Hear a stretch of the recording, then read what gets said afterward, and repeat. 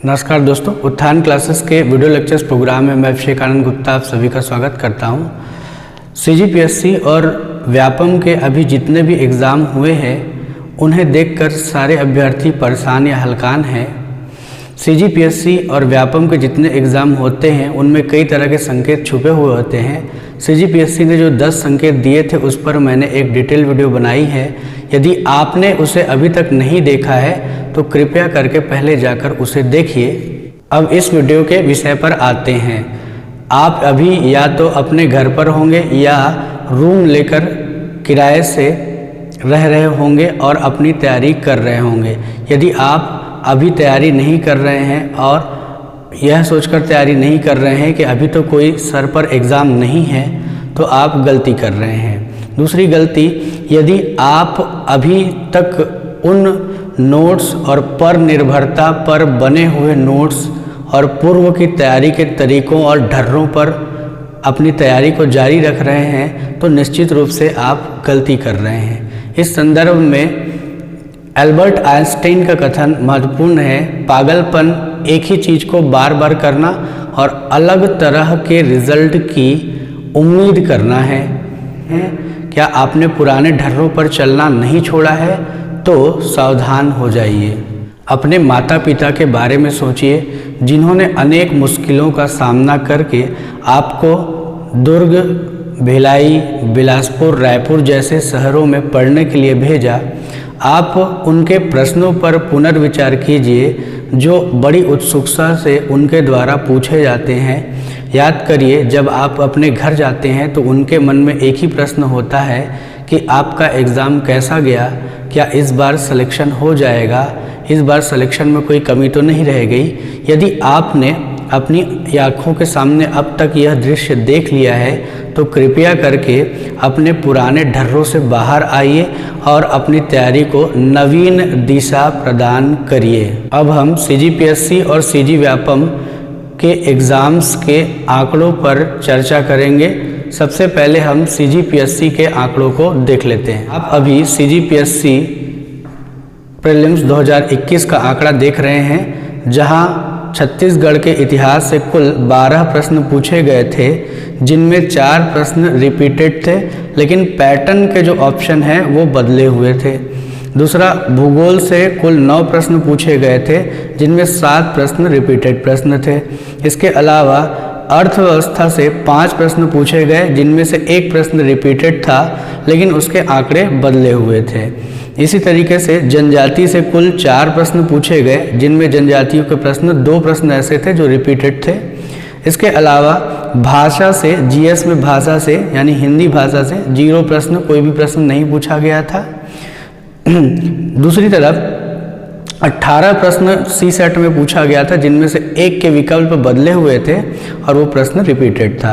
इसके अलावा संस्कृति, छत्तीसगढ़ की संस्कृति से कुल 2 प्रश्न पूछे गए थे, जिनमें 1 प्रश्न ही मात्र रिपीट हुआ था। इसके अलावा हम जीएस के प्रश्नों पर विचार करें तो भारतीय इतिहास से कुल 4 प्रश्न यहाँ पर पूछे गए थे, जिनमें से 1 ही प्रश्न रिपीटेड था, वही 1907 का अधिवेशन वाला, और कोई प्रश्न रिपीट नहीं था। लेकिन अगर ध्यान से देखें तो प्रश्न बिल्कुल नया था, केवल विषय वस्तु उसकी पुरानी थी।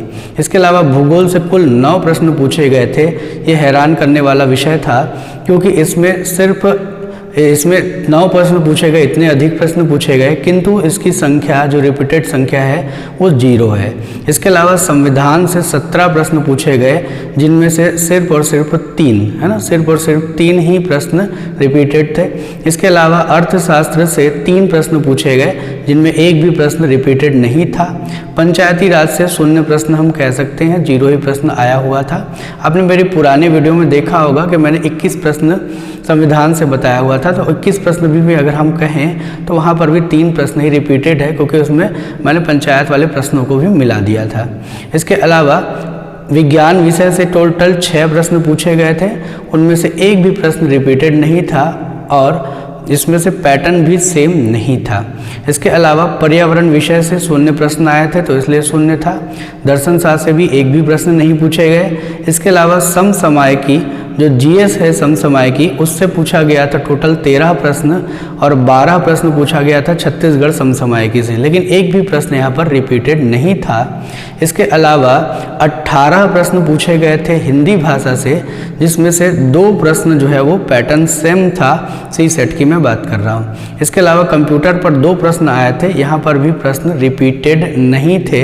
इसका अर्थ यह हुआ कि टोटल कुल जो प्रश्नों की संख्या है उसकी संख्या 100 है, उसमें से केवल और केवल 22 प्रश्न ही ऐसे हैं जो रिपीटेड प्रकृति के थे। इसका अर्थ है कि कुल प्रश्नों में से सिर्फ 22 प्रश्न ही रिपीटेड पूछे गए थे, जो कोई भी बना लेता है। इसका अर्थ यह हुआ कि 88 प्रश्न नवीनतम बनाए गए थे।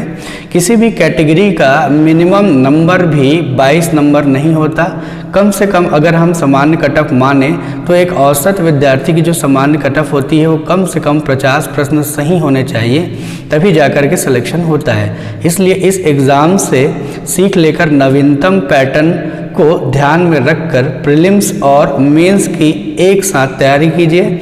उन पुस्तकों का अध्ययन कीजिए जो प्रामाणिक हैं और छत्तीसगढ़ के विषय में संदर्भ पुस्तकें अर्थात रेफरेंस बुक को पढ़िए।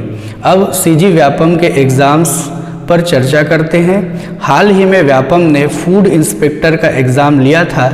इस एग्ज़ाम में पूछे गए प्रश्नों के आंकड़ों को ध्यान से देखिए। गणित विषय से कुल 32 प्रश्न पूछे गए थे, जिसमें 2 प्रश्न ही ऐसे थे जिनमें पैटर्न में रिपीटेशन था। विज्ञान विषय से 30 प्रश्न पूछे गए थे, जिनमें 3 प्रश्न ऐसे थे जिनमें रिपीटेशन दिखाई दिया।